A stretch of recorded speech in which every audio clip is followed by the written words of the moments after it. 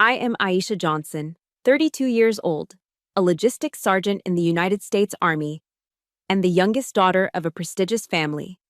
I am sitting in a freezing military hearing room, facing my own brother, Marcus, the man who is accusing me of falsifying records. But the fatal blow does not come from him. It arrives when the heavy oak door opens and my parents walk in.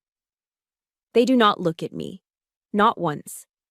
My mother, clutching her expensive Hermes bag, and my father, holding a sworn affidavit against his own daughter, walk right past me to sit behind the accuser. My chest feels like it is being crushed as I realize they are willing to send me to prison just to protect my brother's million-dollar contracts. They think my silence is submission. They have no idea that what I am holding in my hand, the incident log, will overturn everything and burn down the career of the golden son they worship. Let me know where you are watching from in the comments. Hit that subscribe button right now if you believe that sometimes the most painful betrayal comes from the people who share your blood. The hearing room at Fort Liberty smelled of lemon antiseptic and old fear. It was a sterile, windowless box designed to strip a soldier of their confidence before a single word was spoken. I sat alone, my hands resting flat on the cold oak table. I had no expensive defense attorney whispering in my ear, no support team. There was only the rhythmic, maddening tick-tock of the wall clock, counting down the seconds to my public execution. Across from me, Marcus was arranging his documents with the practiced ease of a CEO preparing for a hostile takeover. He looked completely out of place in this sea of olive drab and camouflage, yet he dominated the room. He was wearing a navy blue Armani suit that I knew cost $3,000, more than what most of the enlisted soldiers on this base made in a month. He did not look at me. To him, I was not a sister. I was a glitch in his spreadsheet, a rounding error that needed to be deleted so the fiscal year would look profitable. Then the heavy door at the back of the room creaked open. I held my breath. It was a stupid, instinctive reflex, the childish part of my brain that still craved a safety net. Maybe, I thought, maybe they are here to stop this. My father, Bob, and my mother, Linda, stepped into the room. My mother looked immaculate. Her hair was blown out to perfection, stiff with hairspray, and she wore a pastel cardigan draped over her shoulders like the quintessential Virginia country club wife. My father walked with the stiff posture of a man who believes his bank account gives him moral superiority. He nodded respectfully at Colonel Whitman, the presiding officer. "Good morning, Colonel," my father said, his voice warm and rich. But then they had to walk past me. I turned my head slightly, trying to catch my mother's eye. Just a glance. A flicker of recognition. Anything. Nothing. She stared straight ahead, her knuckles white as she gripped the handle of her Hermes Birkin bag. My father looked through me as if I were a piece of old, dusty furniture that had been left in the hallway. They did not slow down. They did not hesitate. They walked right past the table where their daughter sat facing a court-martial inquiry and pulled out the chairs directly behind Marcus. The scrape of those chair legs against the linoleum floor was louder than a gunshot. It was a physical declaration of war. In the military, we talk about having someone's six, watching their back. My parents had just publicly taken position at my enemy's six. They were not just bystanders, they were reinforcements for the other side. The air in the room seemed to vanish. My lungs burned. This was the Blue Falcon concept. The Buddy F. Keeker, the traitor, but played out with my own DNA. Marcus cleared his throat, sensing the shift in power. He stood up, buttoning his jacket with a crisp snap. He began his opening statement, a speech I knew he had rehearsed in front of a mirror. "Colonel Whitman," Marcus began, his voice smooth and projecting the false humility of a patriot. "I appear here today not as a brother, but as a concerned tax-paying citizen and a defense contractor committed to integrity. It is with a heavy heart that I must report that my sister, Sergeant Aisha Johnson, has engaged in a pattern of deception regarding her military service record." He paused for effect, letting the silence hang heavy in the recycled air. "Specifically," Marcus continued, pointing a manicured finger at the screen, "she is guilty of stolen valor." Stolen valor. The term hit me like a physical slap. In our world, that is the ultimate insult. It is reserved for liars who pin medals they didn't earn onto their chests, for cowards who play dress-up in uniforms soaked in the blood of better men. Marcus was using it to describe me, a woman who had hauled supplies through the most dangerous supply routes in the Middle East, while he sat in an air-conditioned office in Arlington. He spoke about my service as if I were an employee who had been stealing staplers from the supply closet. Cold, clinical, fake responsibility dripping from every syllable. Colonel Whitman, a man whose face was etched with the lines of actual combat, shifted his gaze to me. His eyes were hard to read. "Sergeant Johnson," Whitman said, his voice gravelly, "do you wish to make an opening statement? Do you wish to refute these claims immediately?" From behind Marcus, I heard a sound that cut deeper than the accusation. My mother sighed. It was a soft, sharp exhale, the specific sound of disappointment I had been hearing for 32 years. It was the sound she made when I chose the Army instead of a marketing degree. The sound she made when I came home with grease under my fingernails instead of an engagement ring from a doctor.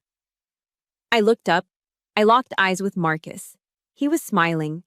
It wasn't a wide grin. It was a subtle, tight lifting of the corners of his mouth.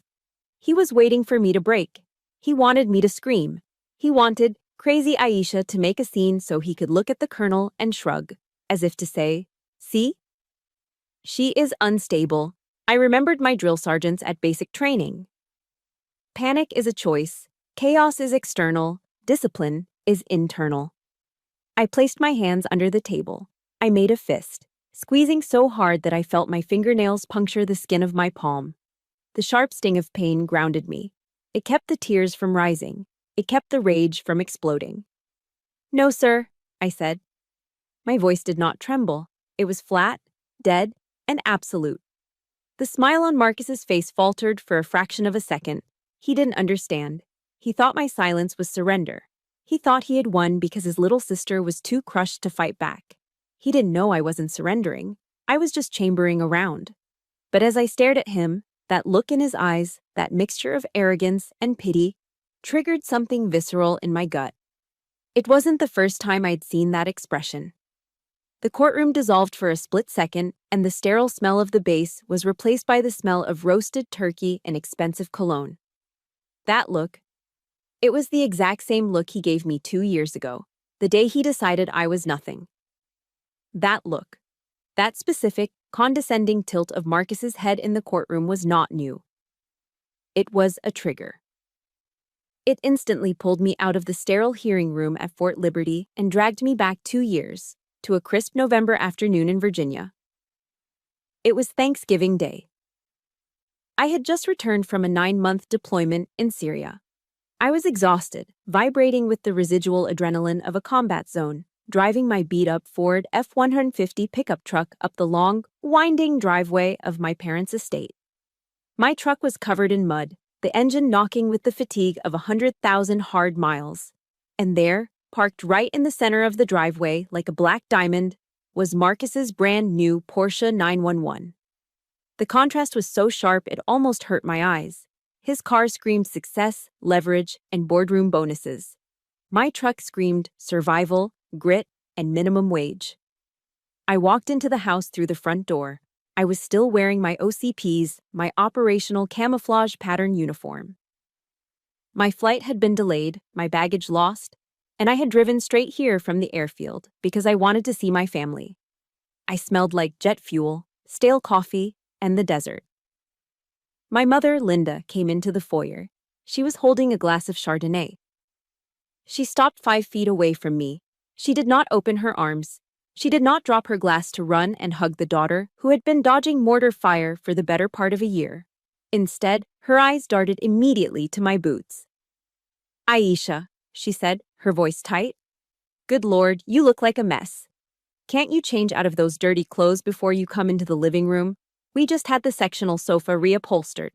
That fabric is imported Italian velvet, and it cost your father and me $5,000. I stood there, my duffel bag slipping from my shoulder. $5,000. That was more than the hazard pay I had earned for risking my life. "Hi, Mom," I said quietly. It's good to see you too. She turned around and walked back toward the kitchen. Well, hurry up. Marcus is already carving the turkey. The dinner was a theater production, starring Marcus Johnson. We sat around the mahogany table, laden with roasted turkey, stuffing, cranberry sauce, and crystal glasses that chimed when you touched them. Marcus stood up, buttoning his jacket, and cleared his throat. Dad, Marcus said, gesturing to a long, sleek box in the corner of the room. I know you've been eyeing those new drivers. Consider it a small token from my latest contract with the Department of Defense. It's been a lucrative quarter. My father, Bob, tore open the wrapping paper. Inside was a set of custom, gold-plated golf clubs. His face lit up with a joy I had never seen directed at me. He stood up and clapped Marcus on the back, shaking him vigorously. Now this, my father boomed. This is my boy. That business mind of yours is sharp as a tack, son. You're building a legacy. My mother looked at Marcus as if he had just walked on water. The admiration in their eyes was blinding. I looked down at my lap. Under the table, resting on my knee, was my gift. It was a folded American flag. It wasn't new. It was tattered at the edges, stained with the dust of a forward operating base. It had flown over our chow hall during the worst weeks of the shelling. It was a symbol that we had made at home. I had saved it specifically for my father, a man who claimed to love patriotism. But looking at the gold golf clubs, I felt a wave of shame so hot it burned my neck. My flag was dirty. It was used. It was blue-collar. I quietly slid the flag down to the floor, kicking it gently under my chair with my boot. It didn't belong in this room that smelled of money. So, Marcus said, sitting back down and swirling his red wine. How was the camping trip, Aisha? It wasn't camping, Marcus, I said, trying to keep my voice steady. We were short on medical supplies near the border. We had guys using duct tape on wounds because the logistics chain broke down. Marcus laughed. It was a dry, dismissive sound. He took a sip of his wine. Oh, come on, little sister. Don't bring that depressing talk to the dinner table. Let's be real. You're basically a truck driver in camouflage. You move boxes of MREs from point A to point B. Don't act like you're some hero in a movie. The table erupted in laughter. My mother covered her mouth, giggling. My father wiped a tear of mirth from his eye and pointed a fork at me. Your brother is right, Aisha. Look at you. You're 30 years old, no husband, wearing combat boots. Why don't you just quit and let Marcus hire you as a secretary? At least you'd make some decent money and look like a woman for a change. The air left my lungs. Look like a woman. I looked down at my plate. The turkey looked like ash. The stuffing looked like sand. I realized then that they didn't care that I had survived an IED explosion just 3 weeks prior. An explosion that had rattled my teeth and left ringing in my ears that still hadn't stopped. To them, my survival wasn't an achievement because it didn't come with a bonus check. I was an extra in their movie. I was the prop they used to feel better about their own success. If you have ever felt like the outsider in your own family, if you have ever sat at a table full of relatives and felt completely alone, please hit the like button and comment, yes, below. Let me know I'm not the only one who has had to swallow that kind of pain. I didn't argue. I didn't scream. I just cut a piece of meat and chewed, tasting nothing but bile. But as I watched Marcus hold up his crystal glass, watching the expensive red liquid swirl against the light, I felt something shift inside me. He looked so comfortable, so safe. He had no idea what that red liquid reminded me of. He saw wine. I saw what was on my steering wheel. The red wine in Marcus's glass blurred, spinning faster and faster until it wasn't wine anymore. It dissolved into the thick, red slick coating my hands and the steering wheel of my transport truck. Snap. I was back in the courtroom. Marcus was standing by a large monitor, tapping a laser pointer against a clean, color-coded Excel spreadsheet. As you can see here, Colonel, Marcus said, his voice devoid of any human warmth. The official personnel roster for that day lists my sister as a logistics sergeant, E5. Nothing more. Yet, on the incident report she manually submitted, she signed as acting commander. This is a clear case of impersonation to inflate her service record for future benefits. It is fraud, plain and simple. He looked so smug. He was right about the paper, but he was dead wrong about the life. The air conditioning in the courtroom hummed, but suddenly, I couldn't feel it. The temperature in my mind spiked to 120 degrees Fahrenheit. I could taste the dust. I could smell the overwhelming stench of burning diesel, unwashed bodies, and copper. I was back on Supply Route Bland. It was the main supply line running north, a stretch of asphalt that every insurgent with an IED loved to target. We were a convoy of 12 vehicles hauling ammunition and medical supplies to a forward operating base that was running on fumes. No air conditioning, no Armani suits, just the roar of the engines and the constant gnawing fear in the pit of your stomach. I was driving the lead vehicle, the scout truck. Lieutenant Miller, our convoy commander, was in the passenger seat next to me. He was 24 years old, a kid from Ohio with a fiancée waiting back home. We were talking about college football. He was a Buckeyes fan when the world ended. Boom! The explosion didn't sound like a sound. It felt like a punch to the chest. The vehicle in front of us, a security Humvee, vanished in a cloud of black smoke and debris.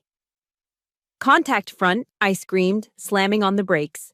Before the dust even settled, the small arms fire started. Ping! Ping! Thud. Bullets hammered against the armored glass and the door panels like hail. Reverse! Johnson, get us out of... The lieutenant never finished his sentence. A round found the gap in the door armor. There was a wet, sickening sound, and suddenly, the interior of the cab was painted red. Lieutenant Miller slumped forward, blood spraying onto the windshield, turning the bright desert sun into a crimson haze. LT, Lieutenant! I grabbed his vest, pulling him back. His eyes were wide, staring at nothing. He was gurgling. The radio was screaming static and panicked voices. Hitman Actual is down. I repeat, Actual is down. What do we do? We're sitting ducks here. The convoy had stopped in the kill zone, the fatal funnel. According to the pristine standard operating procedures that Marcus loved to quote from his office in Virginia, we were supposed to wait for the next officer in the chain of command to take charge. But the next officer was 4 trucks back, and his radio was dead. We were frozen. 15 soldiers and tons of explosives were sitting still on a highway while shooters on the ridge dialed in their mortars. If we waited for procedure, we would all be dead in 30 seconds. Fear is a cold thing, even in the desert heat. It makes you want to curl up and hide. I looked at the lieutenant bleeding out on my center console. I looked at the radio. I didn't think. I didn't calculate my pay grade. I just acted. I grabbed the mic, my hand slipping because of the blood. I keyed the handset, my voice cutting through the panic on the net. All Victor units, this is Sierra 1, I yelled, using my personal call sign. Actual is down. I am assuming command. Gun trucks 1 and 4, suppress the ridge at 3 o'clock. Give them hell. Convoy, we are pushing through. Do not stop. If a vehicle is disabled, bump it. Driver 2, get on my bumper. We are moving now. My voice was the only thing holding the chaos together. I grabbed my M4 rifle with one hand and steered with the other, driving straight through the smoke of the burning Humvee. I could feel the heat of the flames through the floorboards. I coordinated the fire, calling out targets, screaming at the drivers to keep their spacing. For 12 miles, I wasn't a logistics sergeant.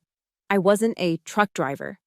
I was the only thing standing between my unit and a row of flag-draped coffins. When we finally rolled through the gates of the destination base, the adrenaline crashed. My hands were shaking so badly I couldn't unbuckle my seatbelt. The medics swarmed the truck to get the lieutenant. He was alive, barely, because I had gotten him to the trauma center in time. Later that night, sitting on a cot in a tent that smelled of sweat and sand, I tried to write the after-action report.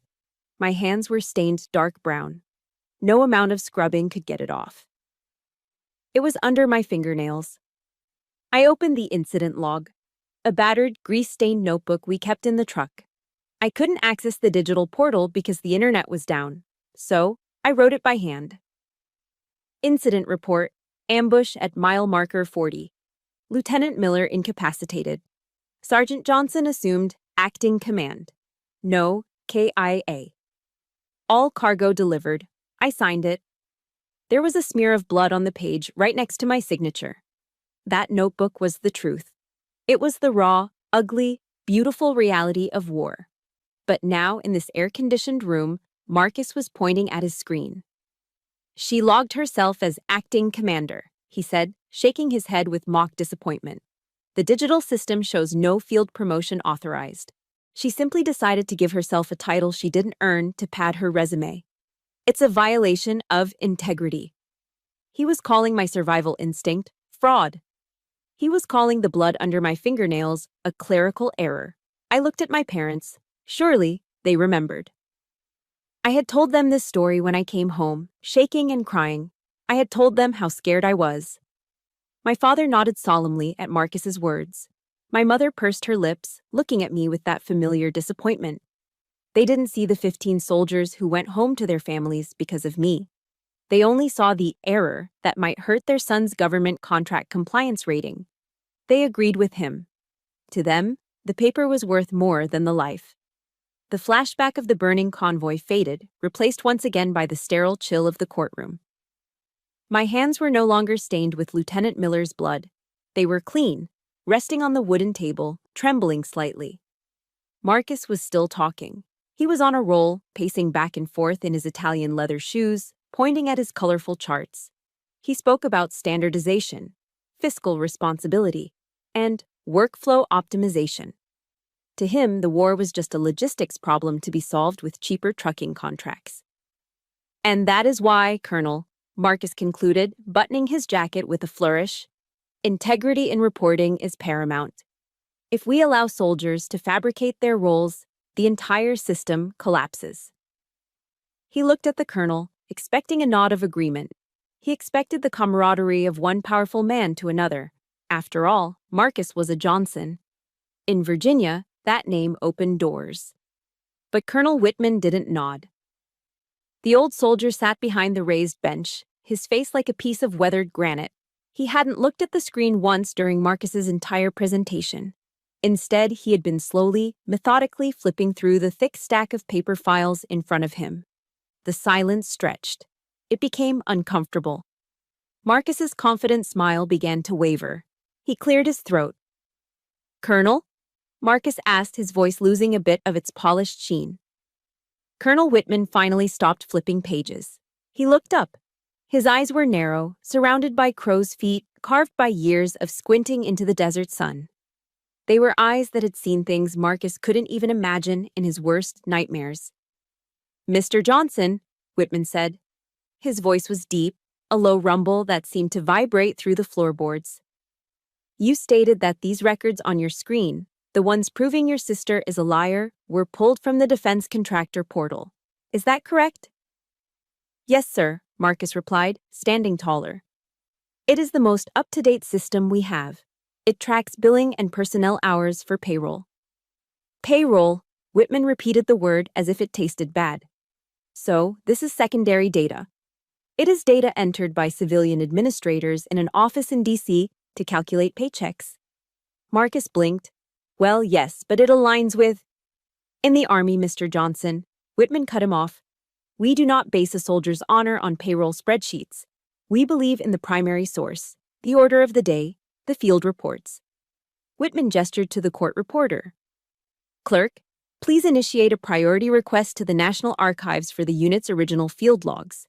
I want the raw data, not the sanitized version this contractor is presenting." The color drained from Marcus's face. He knew exactly what that meant. The contractor portal was clean. It was designed to look good for auditors. The field logs were messy. They contained the truth. Suddenly, behind Marcus, my father stood up. Bob Johnson was not used to being ignored, and he certainly wasn't used to seeing his golden son cornered. He stood up with the indignation of a man who sponsors charity golf tournaments. "Now, see here, Colonel," my father blustered, his voice booming. "My son is a respected businessman. We didn't come here to have his diligence questioned. We came here to settle a family discipline matter that has gotten out of hand." It was a power move. It usually worked at the country club. Colonel Whitman slowly took off his reading glasses. He didn't raise his voice. He simply turned that steel gaze directly onto my father. "Sit down, sir," Whitman said. It wasn't a request. It was a command. "This is a United States military tribunal, not a board meeting. You have no standing here." My father froze. His mouth opened and closed like a fish. He looked around the room, hoping for support, but saw only the stone-faced military police standing guard. For the first time in my life, I saw my father shrink. The aura of money that usually protected him evaporated instantly in the face of real authority. He slumped back into his chair, defeated. Marcus, seeing his father neutralized, panicked. Sweat began to bead on his forehead. He needed a new shield, and he grabbed the closest, cruelest one he could find. "Colonel, please," Marcus stammered, his voice taking on a desperate, pleading tone. "I understand the procedure, but you have to understand the context. Even our parents, the people who raised her, agree that Aisha has issues." He gestured back at our parents, using them as a weapon against me. "She has always been dramatic," Marcus continued, gaining speed. "She has a history of inflating stories to get attention. She's the youngest, you know? A bit of a black sheep. We suspect she might be suffering from some form of PTSD-induced delusions. We are just trying to get her help, not punish her." The room went deathly silent. I felt like I had been punched in the gut. He wasn't just coming for my rank anymore. He was coming for my sanity. He was painting me as the crazy female veteran to save his own skin. And the worst part? My mother was nodding. I could see her in my peripheral vision, looking sadly at the floor, playing the role of the heartbroken mother dealing with a mentally unstable daughter. I waited for the shame. I waited for the colonel to look at me with pity. But Colonel Whitman didn't look at me with pity. He looked at Marcus with disgust. "Mr. Johnson," Whitman said, his voice icy, "I do not care about your family dynamics. I do not care about your parents' opinions on her childhood. In my court, hearsay is irrelevant." He leaned forward, his eyes locking onto Marcus. "And I suggest you be very careful about diagnosing a soldier with PTSD to suit your narrative. The truth does not live in your parents' living room, and it certainly does not live in your mouth. The truth is found in the actions taken when the bullets are flying. And from where I am sitting, you have never heard a shot fired in anger." Whitman turned to look at me. For a brief second, his expression softened. He gave me a barely perceptible nod. It was a small gesture, but it hit me harder than any bullet. My throat tightened. My eyes burned. Here I was, 32 years old, sitting across from my father, my own flesh and blood, who wouldn't lift a finger to defend me. And yet, this stranger, this old man I had never met until this morning, was standing between me and the wolves. He was protecting me. For the first time that day, the crushing weight on my chest lightened just a fraction. I wasn't alone. But as the colonel called for a 15-minute recess, I made the mistake of looking back at my mother. She wasn't looking at the colonel. She was looking at Marcus, who was trembling. Her eyes narrowed. She wasn't defeated yet. She was calculating. She stood up, smoothed her skirt, and walked toward the door with a terrifying purpose. The court went into a 15-minute recess. I didn't stay in the hallway. I couldn't bear the whispers or the pitying glances from the military police. I ducked into the ladies' restroom, the heavy door sighing shut behind me, cutting off the noise of the corridor. The room was silent, smelling of lavender air freshener and bleach. I leaned over the sink, splashing freezing cold water onto my face. I gasped, letting the water drip from my chin, staring at my reflection in the mirror. My eyes were red-rimmed. My uniform, usually a source of pride, felt heavy, like a lead vest. "Just hold it together, Johnson," I told myself. "Just get through the day." Then the door opened. I froze. Through the mirror, I saw her. My mother, Linda. For a split second, a foolish, childish hope sparked in my chest. I thought she had come to check on me. I thought that maybe, just maybe, seeing Colonel Whitman tear into Marcus had woken her up. I thought she was coming to hug me, to tell me she was sorry, to be my mother. I turned around, water still dripping from my face. She didn't look at me. She walked past me to the mirror, placed her Hermes bag on the marble countertop, carefully so the bottom wouldn't get wet, and began to fix a stray lock of her hair. She pulled a tube of lipstick from her purse and reapplied a fresh coat of red. "Aisha," she said, pressing her lips together to settle the color. Her voice was calm, conversational, as if we were discussing the weather and not a court-martial. "How long do you intend to keep up this charade?" I blinked, the water on my face feeling suddenly like ice. "Excuse me?" She finally turned to face me. Her eyes were dry. There was no warmth in them, only the cold calculation of a woman managing a PR crisis. "Marcus is willing to be generous," she said. "He spoke to his legal team during the break. He has a proposal. A way out for you." "I don't need a way out," I said, my voice shaking. "I need the truth." "The truth is expensive, Aisha," she snapped. "And it is messy. Listen to me. Marcus says if you agree to plead guilty to a lesser charge and accept a voluntary administrative discharge for medical reasons, he will drop the fraud lawsuit." I felt the blood drain from my face. "Medical reasons?" "Yes," Linda said, stepping closer. "We have a family friend, Dr. Evans. He's willing to write an evaluation stating that your time in Syria caused severe psychological distress. We can say you have PTSD. We can say you suffer from delusions of grandeur, which is why you fabricated the logbook. You won't go to prison. You'll just be discharged quietly. You can go get therapy. Marcus keeps his security clearance, the company stays afloat, and you get help. It is a win-win." I stared at her, unable to process the level of betrayal. "You want me," I whispered, my throat tight. "You want me to tell the army I'm crazy? You want me to say I hallucinated saving 15 men just to save Marcus's contract?" "Don't be dramatic," she waved a hand dismissively. "It's just paperwork, Isha. It's a label. Who cares?" "I care," I shouted, the sound echoing off the tiled walls. "My honor cares. That label follows me for the rest of my life." Linda's face hardened. The mask of the polite society wife dropped. She stepped forward and grabbed my shoulder. Her fingers were like claws. Her manicured red nails dug into my skin through the fabric of my uniform, pinching hard enough to bruise. "Stop being so selfish," she hissed, her voice dropping to a venomous whisper. "Think about this family for once. Marcus is the pillar of this family. His company pays for the house in Virginia. He pays for the club memberships. He pays for the lifestyle we built. If he loses his clearance because of your stubborn pride, we lose everything." She shook me, just once, violently. "You have always been the difficult one, the black sheep. Now, for the first time in your life, you have a chance to be useful. Don't ruin this." She let go of my shoulder and reached into her expensive bag.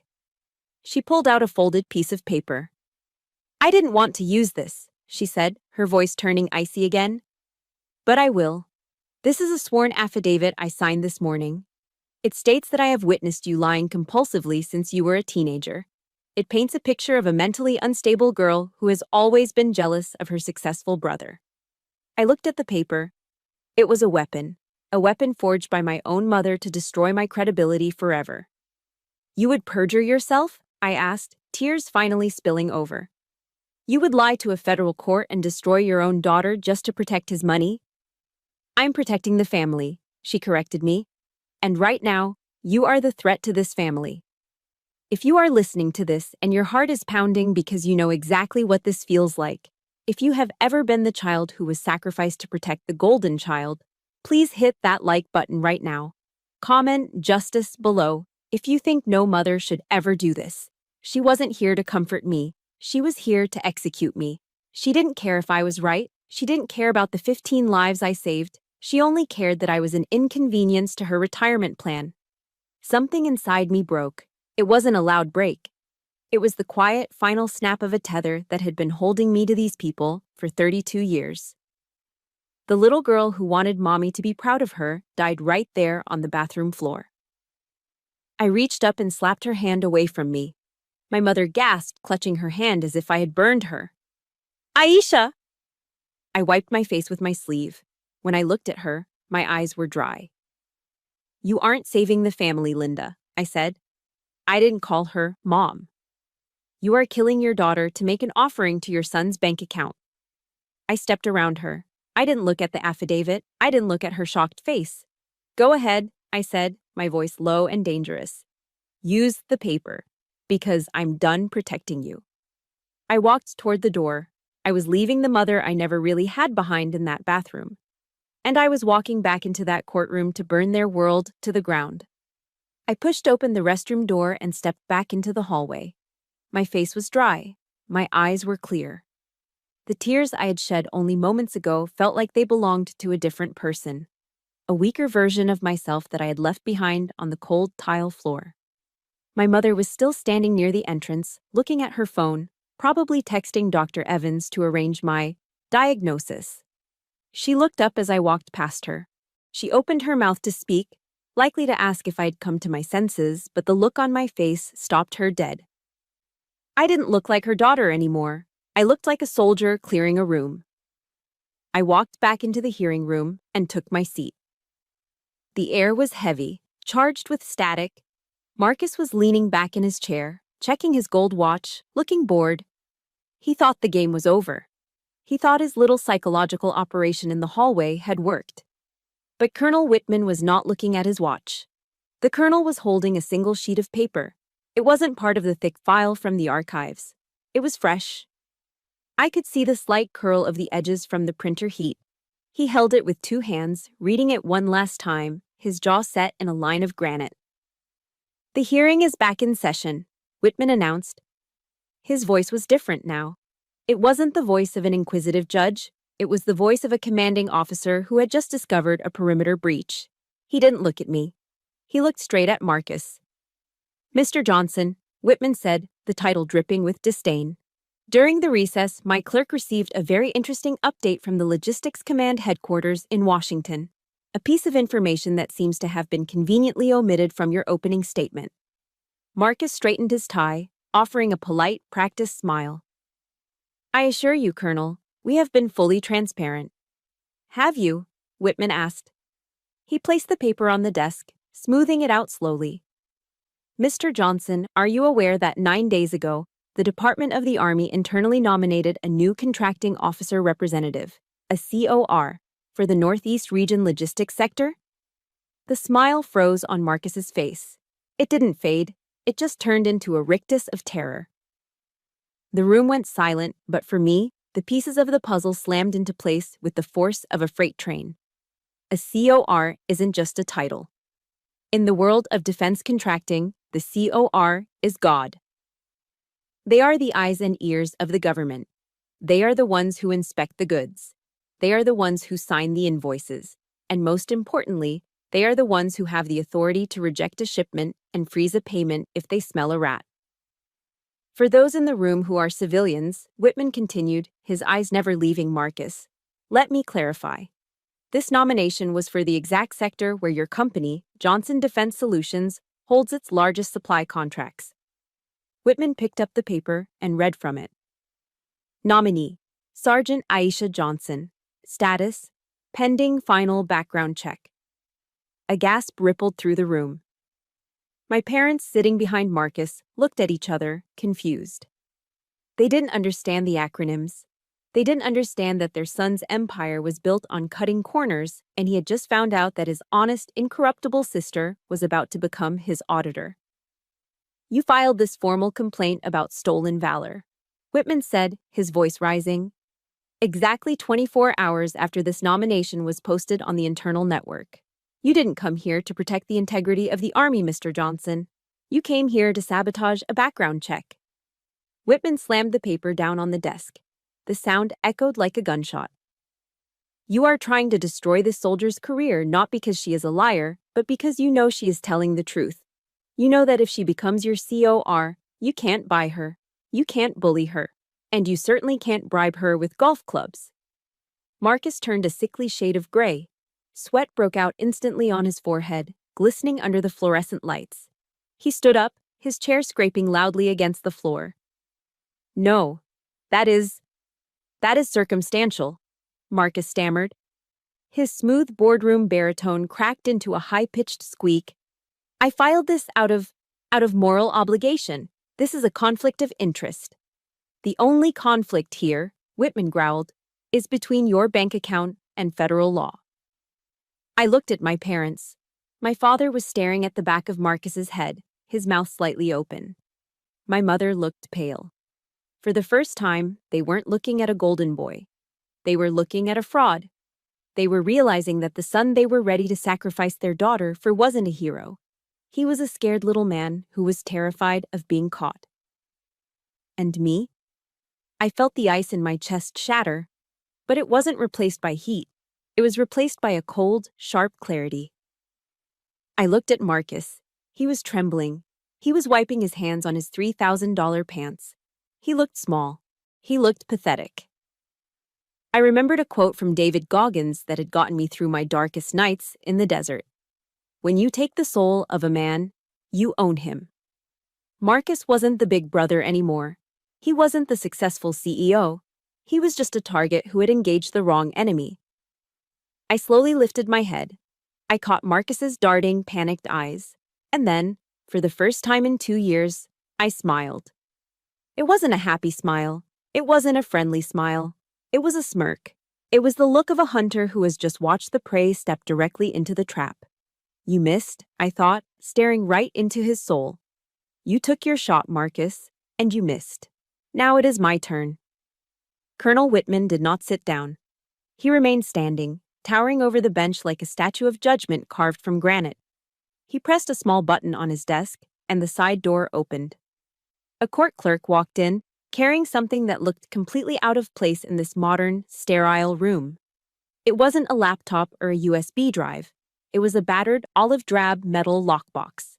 It was dented on the corners and covered in a fine layer of dust that the courtroom's air filtration system hadn't managed to scrub away. Across the lid, a strip of heavy tape was secured with a thick seal of red wax. Stamped into the wax was the official emblem of the National Archives in St. Louis. Mr. Johnson, Whitman said, his voice quiet but carrying to every corner of the room. You based your entire lawsuit on the digital contractor portal. You claimed that because an event wasn't typed into your payroll system, it didn't happen. Whitman nodded to the clerk, who broke the wax seal with a loud crack. He opened the metal lid.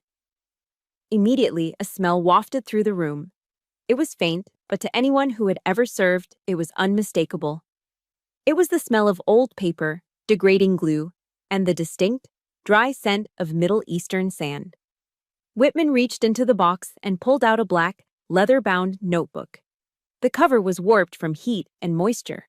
The edges of the pages were frayed. This, Whitman announced, holding the book up like a holy relic, is the original battalion incident log from Supply Route Bland. It was recovered from the lead vehicle before it was decommissioned for scrap metal. Marcus stared at the book. He blinked rapidly. This wasn't in his spreadsheet. Let's look at the difference between your truth and the Army's truth, Whitman said. He placed the open book under the document camera. 2 images appeared side by side on the large projection screen behind him. On the left was Marcus's evidence, a clean, crisp Excel spreadsheet. The lines were perfectly straight. The font was Arial, size 12. Under the date April 12th, next to my name, it simply read, Status, Routine Transport. No significant duty recorded. It was sterile. It was safe. It was a lie wrapped in administrative formatting. On the right was the projection of the logbook. The handwriting was jagged and hurried, written by a hand that was shaking from adrenaline and shock. The ink was smeared in places. I read the words I had written 2 years ago, and my heart hammered against my ribs. Zwo 9:30. Hours, ambush at checkpoint, Charlie, commander down. Catastrophic loss of comms. Sergeant Johnson assumed acting command. Evacuated 15 personnel. Ammo depletion, critical. But the words weren't what made the room gasp. It was the stain.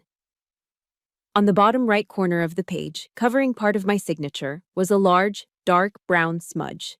It had dried and cracked over time, soaking deep into the fiber of the paper.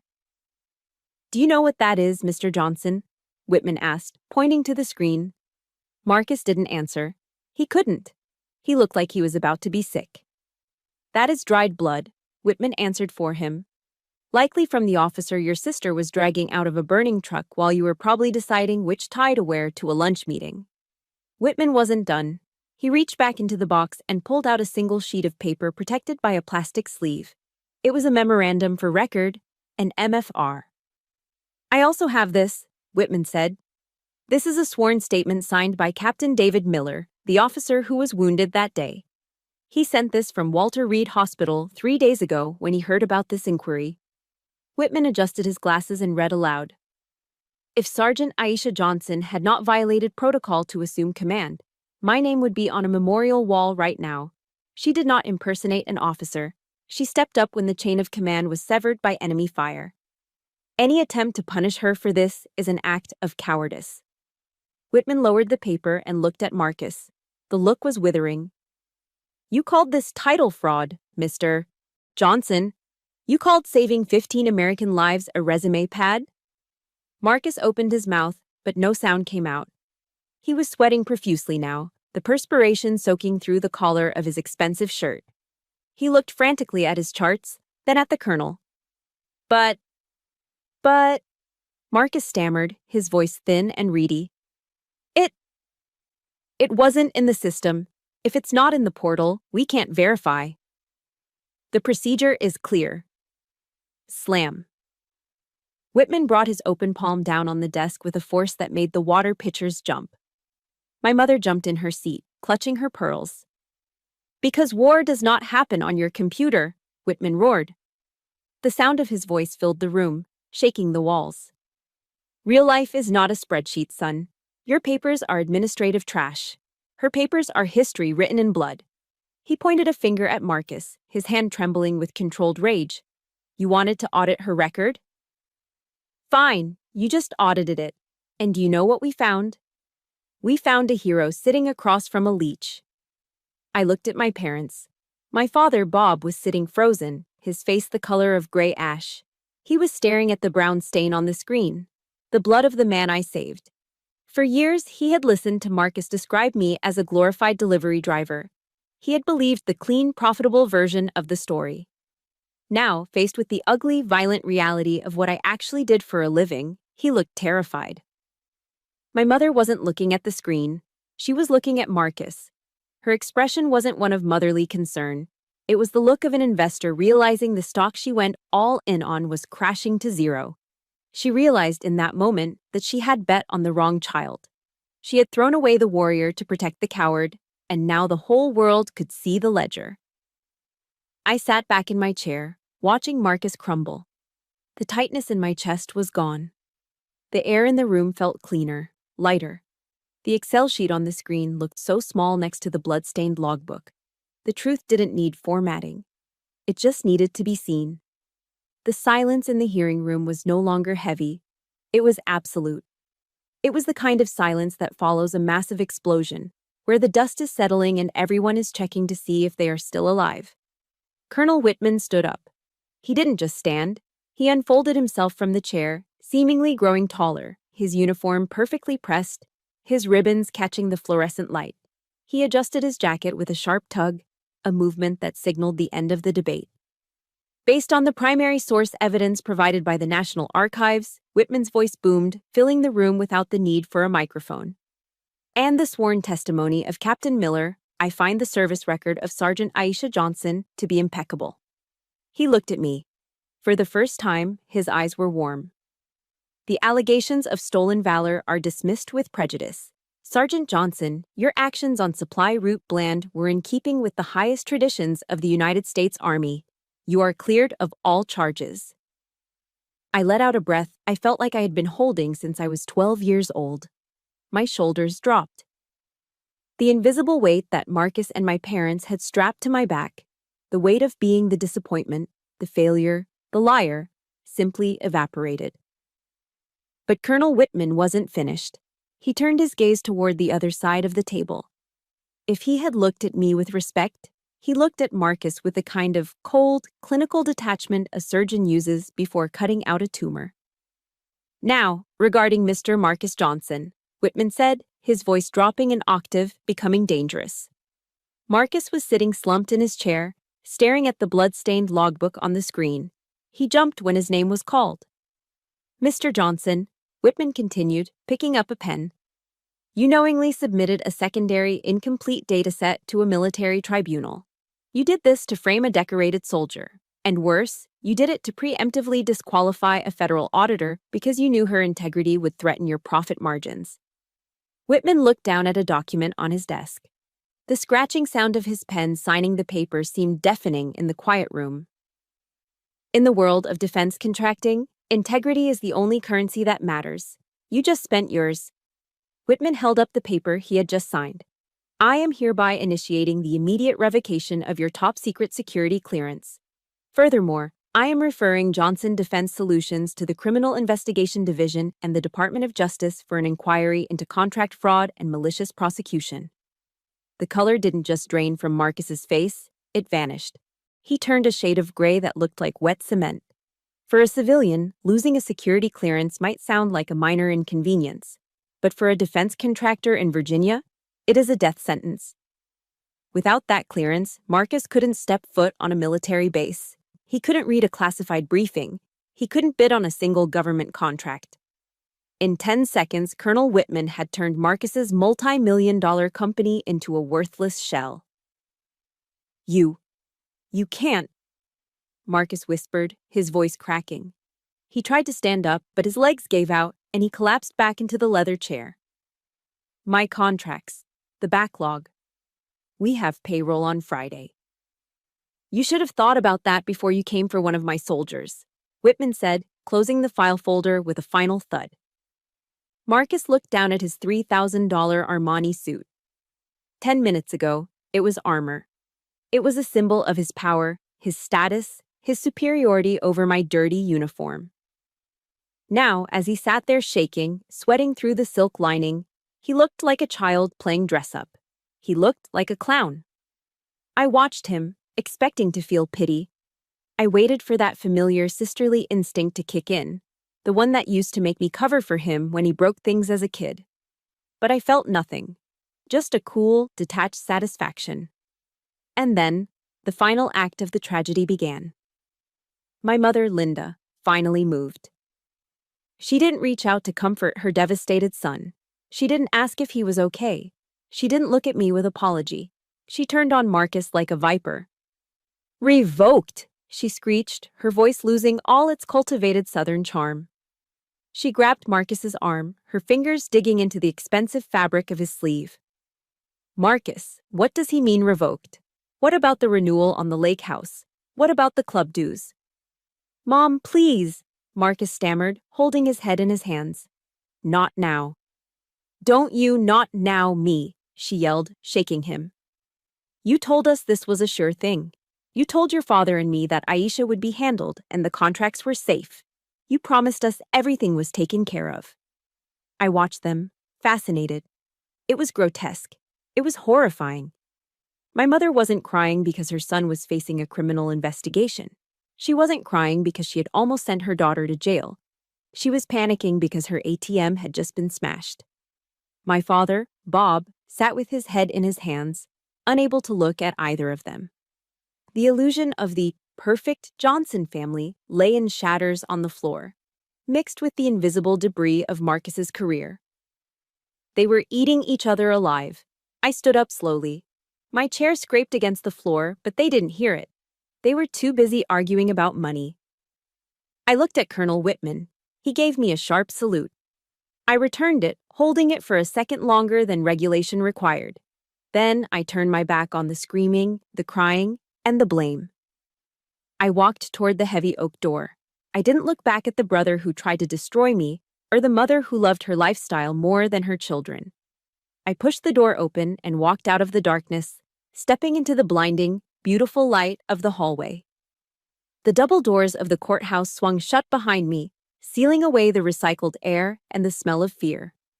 I stepped out into the North Carolina afternoon.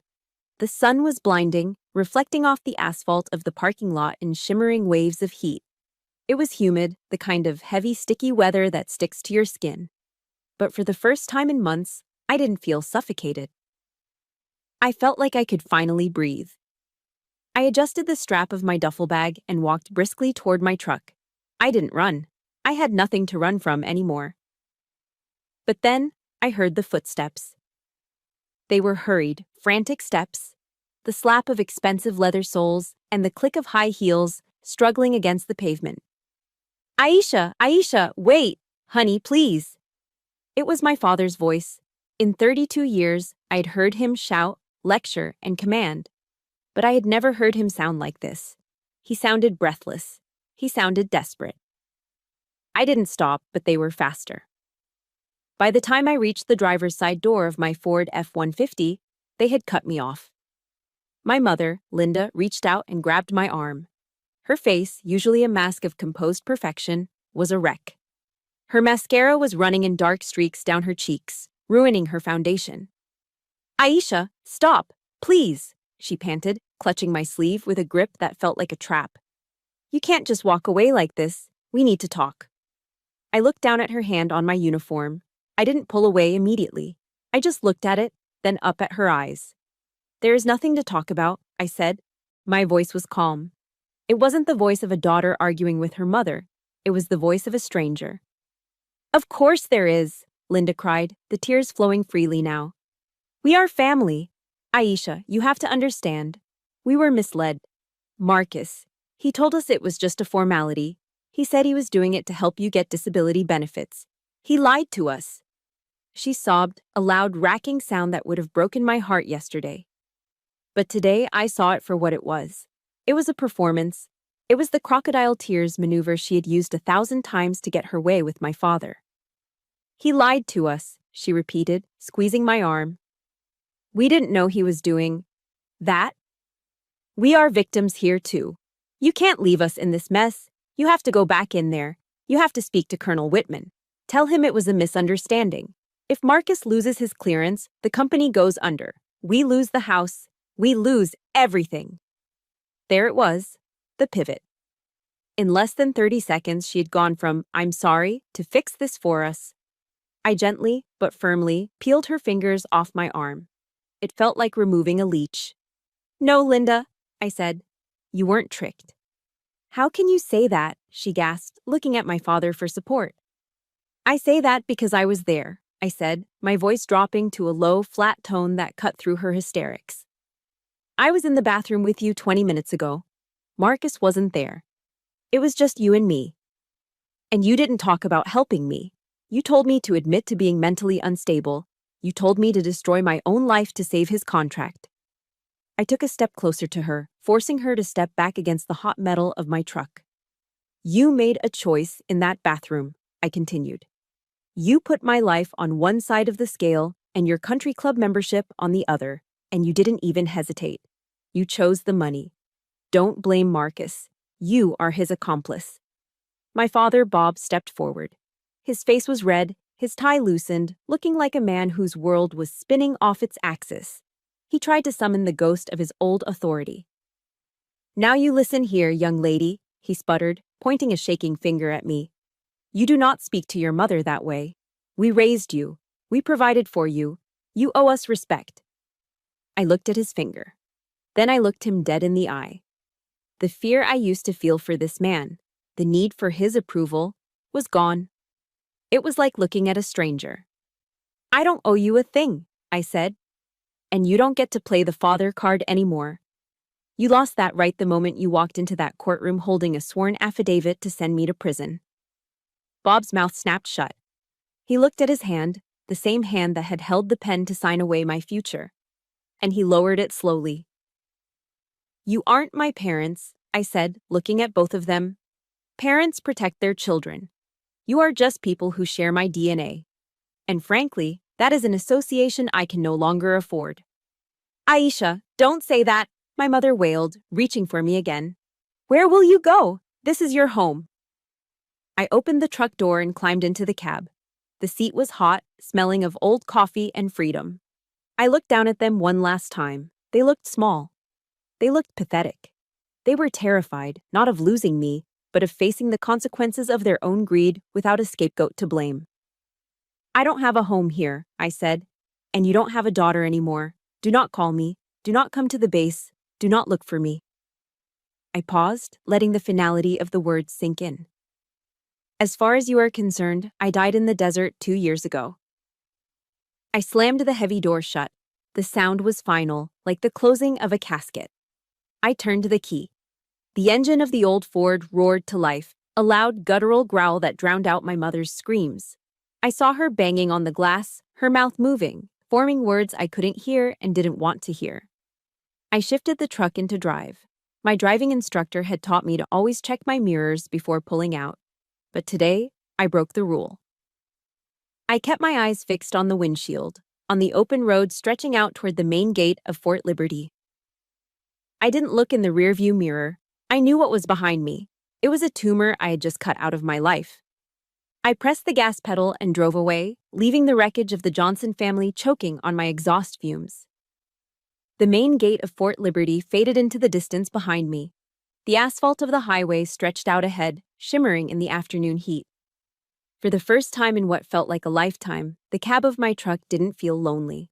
It felt empty, yes, but it was a clean emptiness.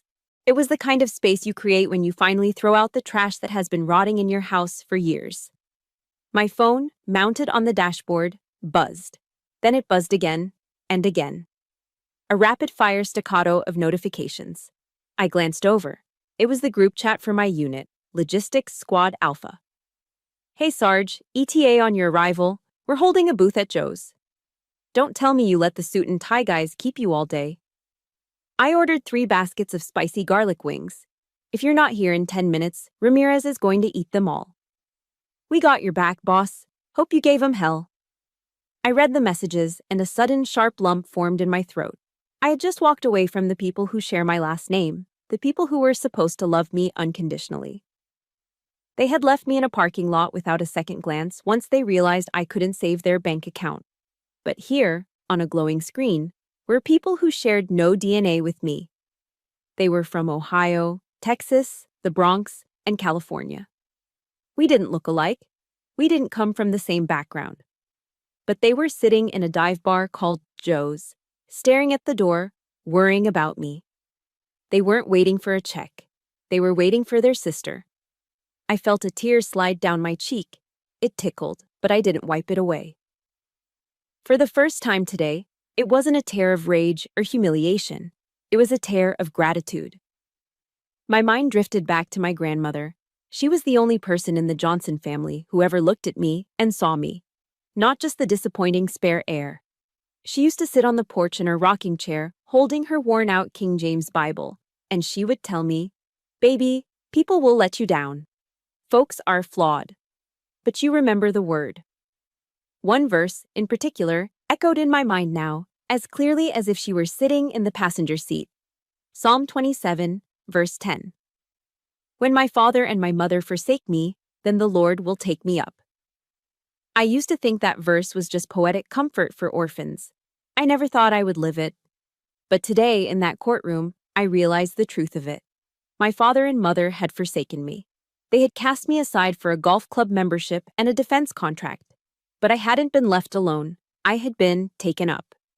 Providence had sent Colonel Whitman, a stranger with a granite face and a steel spine, to stand in the gap where my father should have been. God had sent Captain Miller to write that letter from his hospital bed. He had sent Ramirez and the squad to wait for me with cold beer and chicken wings. I wasn't an orphan. I was just being adopted into a better family. I pressed the button on the door, and the window rolled down. The rushing wind of North Carolina roared into the cab.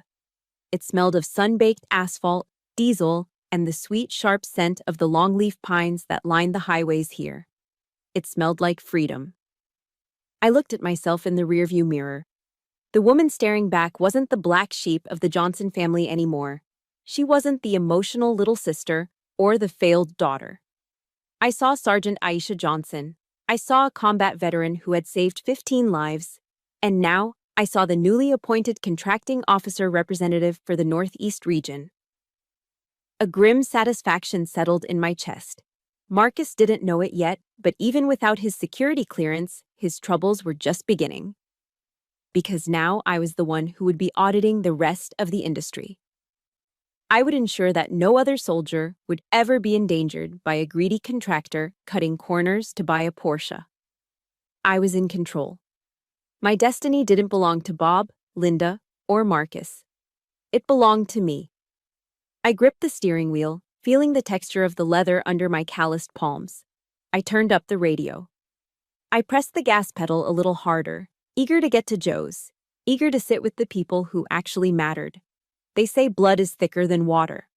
But I have learned that the blood of the covenant is thicker than the water of the womb. Family is not a noun.